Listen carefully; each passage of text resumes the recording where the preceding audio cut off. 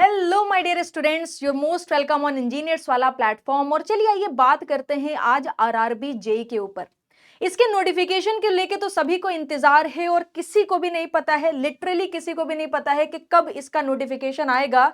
मगर संभावनाएं ये कह रही हैं कि अपकमिंग मंथ्स में या फिर 2024 में आपको आरआरबी जेई का नोटिफिकेशन देखने को मिल सकता है। अगर नोटिफिकेशन आता है तो बिना इंफॉर्मेशन के किसी भी एग्जाम की प्रिपरेशन शुरू करना, किसी भी एग्जाम में इन्वॉल्व हो जाना, it's not a good thing. इसी के कारण मैं एक वन शॉट वीडियो आप सभी लोगों के लिए लेके आई हूं, जहां पर आपको आरआरबी जेई का एकदम संपूर्ण ज्ञान देखने को मिलेगा। चाहे एलिजिबिलिटी क्राइटेरिया हो, चाहे सिलेक्शन प्रोसेस हो, salary, allowances, department, promotion, exam pattern, syllabus, previous year vacancies कितनी थी, कट ऑफ कितना था, क्या प्रिपरेशन स्ट्रेटेजी होनी चाहिए, ये सारी की सारी चीज एक सिंगल वीडियो में आपको देखने को मिल जाएगी। ताकि अगर आरआरबी जेई का नोटिफिकेशन आता है, you will be the student जिसको सारा ज्ञान होगा, सब कुछ पता होगा। तो आप जो भी हमारा प्रोसेस होता है, फॉर्म फिलिंग का, जो एग्जाम का प्रोसेस होता है, वो सारा का सारा आपके लिए इजी होने वाला है। ठीक है, तो बिना किसी देरी के शुरू करते हैं। इंडियन रेलवे की तरफ से ये वैकेंसीज बेटा आती है, जूनियर इंजीनियर की वैकेंसी होती है। यहां पर जो आपको पोस्ट देखने को मिलेगी, ग्रुप सी की पोस्ट होती है, नॉन गजेटेड पोस्ट होती है, और 21 रेलवे के 21 रिक्रूटमेंट बोर्ड्स मिलकर इस एग्जाम को कंडक्ट कराते हैं। ठीक है, तो ये छोटी सी डिटेल हो गई। इसके बाद अगर हम बात करें एलिजिबिलिटी क्राइटेरिया की, तो मैं एज लिमिट आपको बता दूं, मिनिमम एज 18 साल चाहिए, मैक्सिमम एज यहां पर 33 इयर्स होती है। इसके अलावा भी एससी एसटी कैंडिडेट्स हो गए, 5 साल का रिलैक्सेशन मिल जाता है, ओबीसी हो गया 3 इयर्स। उसके बाद भी अदर बेंचमार्क डिसेबिलिटीज के लिए एज का क्राइटेरिया यहां पर दिया है। बट अगर हम इन जनरल बात करें तो 18 इयर्स मिनिमम एज है और 33 इयर्स आपकी मैक्सिमम एज यहां पर होने वाली है। इसके अलावा अगर मैं एजुकेशनल क्वालिफिकेशन की बात करूं तो यहां पर 3 साल का अगर आपने डिप्लोमा करा है रिलेवेंट इंजीनियरिंग स्ट्रीम में, जैसे कि सिविल हो गया, मैकेनिकल हो गया, computer science, production, automobile, electrical, electronics, instrumentation, tool and machine, तो आप इस एग्जाम के लिए एलिजिबल हो। इसी के साथ साथ ये एक ऐसा एग्जाम है जहां पर बीटेक स्टूडेंट्स भी एलिजिबल होते हैं in the same relevant engineering streams. तो अगर आप डिप्लोमा के स्टूडेंट हो, अगर आप बीटेक के स्टूडेंट्स हो, you both are eligible in RRB JE examination. ठीक है, बहुत सारे बच्चों को कंफ्यूजन होती है कि क्या ma'am final year students eligible हैं। तो यहां पर बेटा आपको क्लियरली देखने को मिलेगा, final year students of degree and diploma are not eligible. अगर आप फाइनल ईयर में हो तो आप एलिजिबल नहीं हो, आप पास आउट हो तभी आपको यहां पर एलिजिबिलिटी देखने को मिलेगी।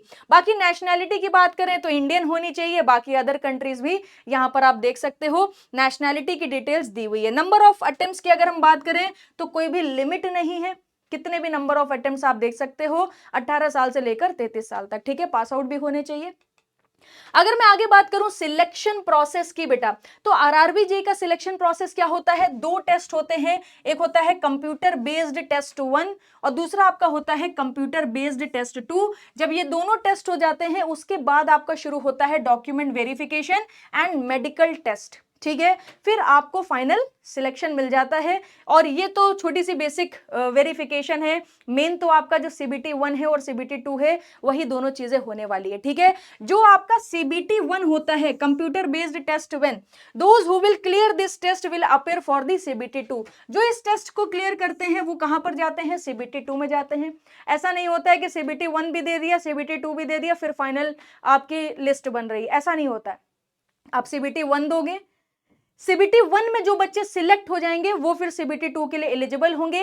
या फिर ऐसा भी कह सकते हैं कि सीबीटी 1 जो है कंप्यूटर बेस्ड टेस्ट 1, ये एज अ स्क्रीनिंग प्रोसेस के लिए रखा जाता है, ताकि इतने हजारों बच्चे जो बैठे हैं उनको उनकी छटनी करके एक फिल्ट्रेशन लगा के उनको सीबीटी 2 तक पहुंचाया जा सके। ठीक है ना, तो candidate who will appear both the stage will be called for the document verification. जो दोनों ही स्टेज में अपेयर हो जाएंगे उनको वेरिफिकेशन के लिए बुलाया जाएगा, और मेडिकल फिटनेस भी यहां पर आपकी देखी जाती है। ठीक है, ट्रेनिंग पीरियड की अगर हम बात करें, कई बार बच्चों को थोड़ा सा मोटिवेशन चाहिए होता है सैलरी के टर्म में। ठीक है, तो बेसिक पे अगर आप देखोगे तो 35,400 है, फिर डियरनेस अलाउंसेस वगैरह आप देखोगे 10,997, 31% जनरली आपको बेसिक पे का देखने को मिलेगा, 46,374 रुपए आपका टोटल अमाउंट आपका बनता है। ठीक है ना, इसी के साथ अगर मैं बात करूं कुछ और बेसिक चीजों की, ट्रेनिंग पीरियड के बाद सैलरी की, तो बेसिक सैलरी आप देख सकते हो, डियरनेस अलाउंसेस ये रहे, एचआर अलाउंसेस हो गए, ट्रैवलिंग अलाउंसेस हो गए। तो ट्रेनिंग पीरियड के बाद अगर आप देखोगे तो आपको अप्रोक्सीमेटली इन हैंड सैलरी 55,000 रुपए देखने को मिलेगी अप्रोक्सीमेटली, ठीक है, आगे पीछे थोड़ा बहुत होता रहता है, ये ट्रेनिंग पीरियड के बाद की बात है। आगे बात करते हैं डिपार्टमेंट्स की, तो आप देख सकते हो बहुत सारे डिपार्टमेंट्स आपको देखने को मिलेंगे, जोनल हेडक्वार्टर्स दिए हुए हैं, नंबर ऑफ रेलवे जोन्स आपको दिए हुए हैं। जिस समय आप फॉर्म फिल करते हो, ठीक है, तो जो भी जोनल एरिया आप चूज करोगे सिलेक्शन के बाद आपको उसी में ही जॉब मिलने वाली है, ठीक है। तो आपको वैसे तो ये ऑल ओवर इंडिया एग्जाम होता है, मगर हाँ यहाँ पर एक ये चीज रहती है कि जो भी आप बेटा यहाँ पर जोन चूज करते हो, सिलेक्शन अगर आपका हो जाता है तो आपको जॉब जो है वो उसी जोन में देखने को मिलती है। प्रमोशन की बात करें तो जूनियर इंजीनियर से आपकी शुरुआत होती है, फिर उसके बाद प्रमोशन के बाद आप सीनियर सेक्शन इंजीनियर बनते हो, मतलब सीनियर इंजीनियर हो गया, फिर असिस्टेंट डिविजनल इंजीनियर बनते हो, डिविजनल इंजीनियर बनते हो, फिर सीनियर डिविजनल इंजीनियर, आपको यहाँ पर टोटल प्रमोशन देखने को मिलता है time to time based on your performance, ठीक है। तो ये प्रमोशन हो गया। अब अगर हम एग्जाम पैटर्न की बात करें तो सबसे पहले बात करते हैं सीबीटी 1। तो सीबीटी 1 में आपको टोटल 100 क्वेश्चंस देखने को मिलेंगे, ठीक है ना। हर एक क्वेश्चन का मार्क कितना होगा, 1 मार्क का क्वेश्चन आपका होने वाला है। अगर आप गलत क्वेश्चन करते हो तो 1/3 की आपको यहां पर नेगेटिव मार्किंग देखने को मिलेगी।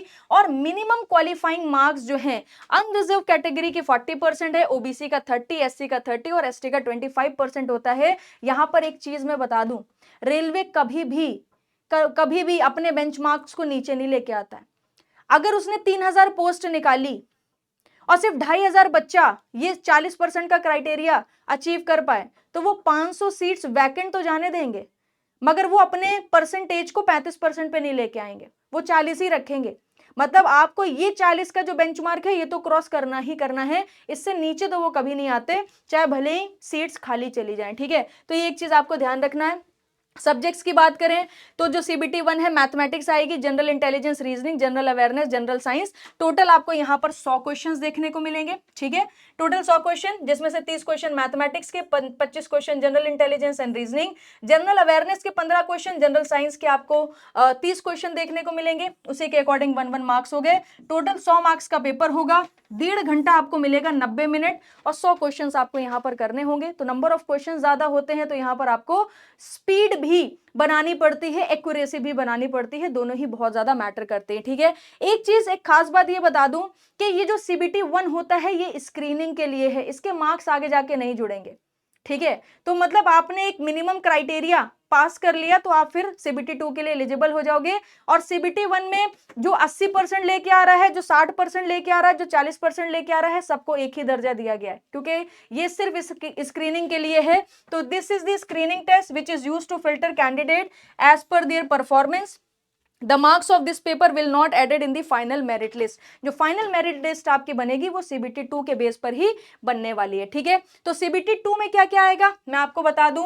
1 नंबर का हर एक क्वेश्चन होगा, 1/3 इसमें रॉन्ग, मतलब रॉन्ग अगर आप क्वेश्चन करोगे तो 1/3 नेगेटिव मार्किंग होगी। सीबीटी 2 में आपको वर्चुअल कैलकुलेटर भी दे दिया जाता है। अब अगर वर्चुअल कैलकुलेटर अलाउड है तो आप क्रिस्टल क्लियर आइडिया लगा सकते हो कैलकुलेटर क्यों दिया जाएगा, छोटे छोटे न्यूमेरिकल्स आपसे पूछे जाएंगे, ठीक है। इसी वजह से सीबीटी 2 में कैलकुलेटर आपका अलाउड है।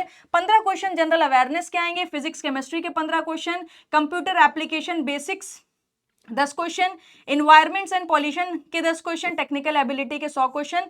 टोटल कितने हो गए बेटा, 150 सवाल आएंगे, 150 मार्क्स का पेपर होगा, 120 मिनट, 200 मतलब 200 क्वेश्चन आपको बेसिकली 2 घंटे में आपको 150 क्वेश्चन यहां पर करने हैं, ठीक है। ये एग्जाम इंपॉर्टेंट है क्योंकि इसमें जो भी आप मार्क्स स्कोर करोगे उसी के बेसिस पर आपकी फाइनल मेरिट लिस्ट बनने वाली है, ठीक है ना।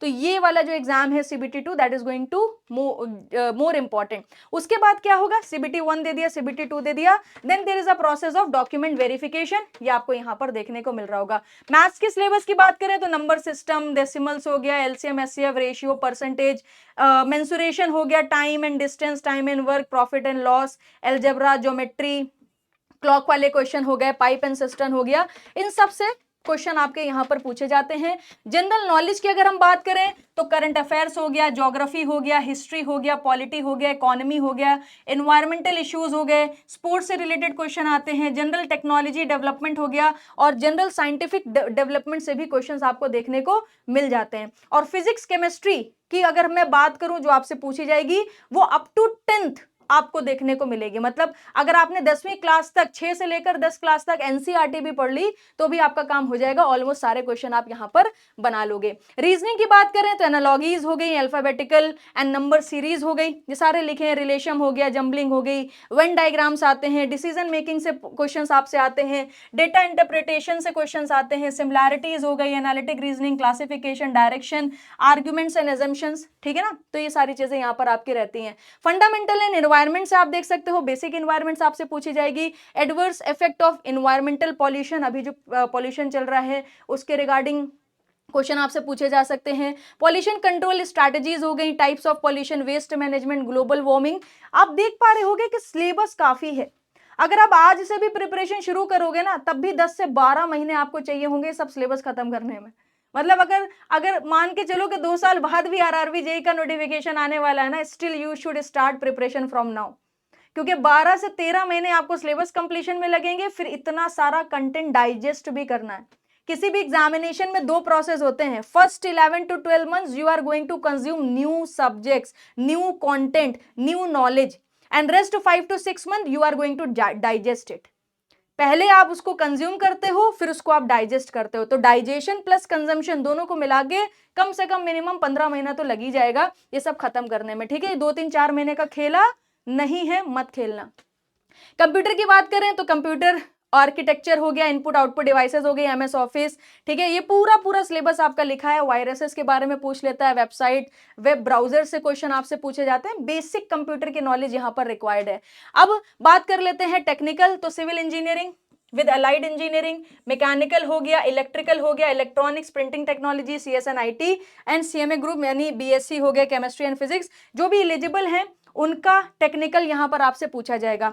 अगर मैं सिविल इंजीनियरिंग की बेटा यहां पर बात करूं, ठीक है, तो आप देख पा रहे होगे mechanics, building construction, construction of a substance, construction of super structure, building maintenance हो गया, कंक्रीट टेक्नोलॉजी, सर्वे, कैड, जियोटेक्निकल इंजीनियरिंग, हाइड्रोलिक्स हो गया, हाइड्रोलिक्स मतलब fluid mechanics and hydraulic machine से क्वेश्चन होंगे, irrigation, mechanics of structure, theory of structure, design of concrete. आप देख पा रहे होगे टोटल यहां पर 20 सब्जेक्ट्स मेंशन करे गए हैं जो आपको बढ़िया तरीके से पढ़ने हैं। इलेक्ट्रिकल की बात करें, basic concept, circuit law, magnetic, AC fundamentals हो गया, मेजरमेंट हो गया, electrical machine, synchronous machine, generation, transmission, distribution, estimation, costing हो गई और यूटिलाइजेशन हो गया। मैकेनिकल की बात करें, मैकेनिक्स, टॉम, सोम, डिजाइन, मशीन डिजाइन जो होता है, मटेरियल साइंस, मैन्युफैक्चरिंग, IMNOR हो गया, thermodynamics, power plant, heat transfer, fluid mechanics हो गया, ठीक है ना, RAC हो गया और IC इंजन हो गया। तो बेसिक मतलब जो भी आप सिविल का पढ़ते हो, मैकेनिकल का पढ़ते हो, इलेक्ट्रिकल का पढ़ते हो, जिस भी डिपार्टमेंट से हो, अपना अपना देख लेना, अपना अपना पूरा 100% सिलेबस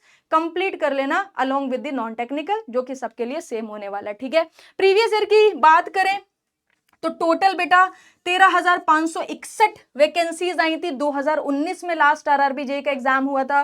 तो 20, 21, 22, 23 अब तो बहुत ज्यादा टाइम हो चुका है। बहुत सारी वैकेंसीज रेलवे में ऑलरेडी खाली भी हैं और कई बार न्यूज में भी देखने को मिल रहा है कि कहा जा रहा है कि रेलवे में जो वैकेंसीज खाली हैं उसको जल्द से जल्द भरा जाए, तो एक अच्छा अपॉर्चुनिटी है और इस अपॉर्चुनिटी को ग्रैब करने के लिए भी 12 से 15 महीने की प्रिपरेशन चाहिए। So you can think on it. इस साल नहीं आया, अगले साल आया, तब भी इस साल अगर आरआरबी जेईई का नोटिफिकेशन आ भी गया, still you can't crack it.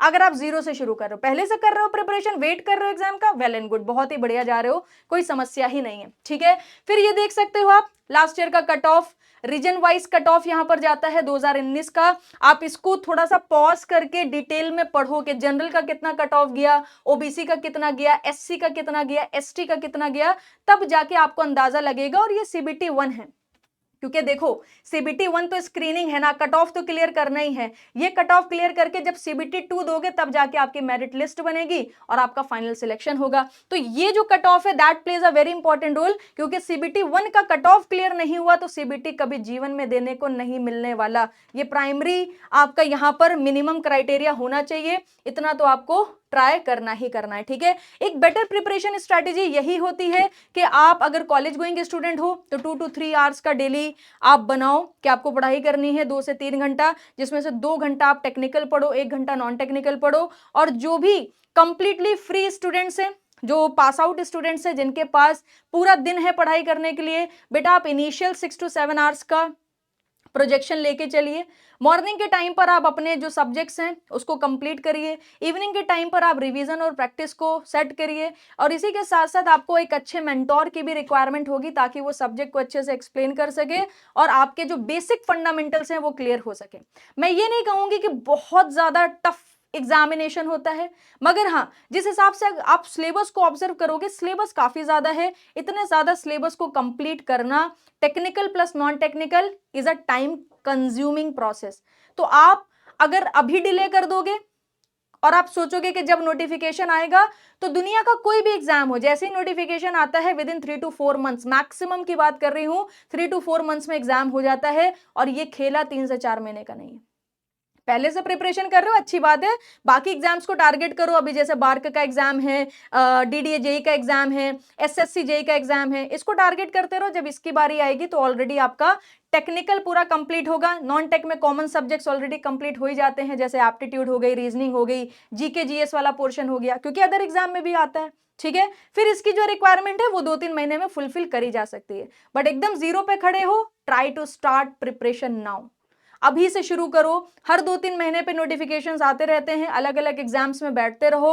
With in 1 year and 1.5 year you are going to crack any one of the examination, और no one knows you are going to crack all the examination, depend on your capability। और आप कितनी मेहनत करने वाले हो, कितने motivated रहते हो, कितना डिसिप्लिन है आपके अंदर, कितनी कंसिस्टेंसी है, उन सारी चीजों पर डिपेंड करेगा आपका सिलेक्शन, ठीक है। तो मैंने अपनी तरफ से सारा ही नॉलेज आपके साथ शेयर करा। इसके अलावा भी मैं चाहूंगी आपके जो भी डाउट हो आरआरबी जेई से रिलेटेड, क्योंकि जब हम वन शॉट बनाते हैं कुछ ना कुछ तो मिस होता ही है, चाहे भले ही मैं 100% इंफॉर्मेशन देने की कोशिश करूं, 1-2 चीजें ऐसी होती हैं जो आपकी पर्सनल होती हैं, जो मैं इंक्लूड नहीं कर पाती हूं पीपीटी में, तो वो आप कमेंट सेक्शन में लिख के जरूर पूछें, ठीक है। तो कमेंट सेक्शन में आप लिखना अपने डाउट्स को, मैं पर्सनली रिप्लाई भी करने वाली हूं आप सभी लोगों को।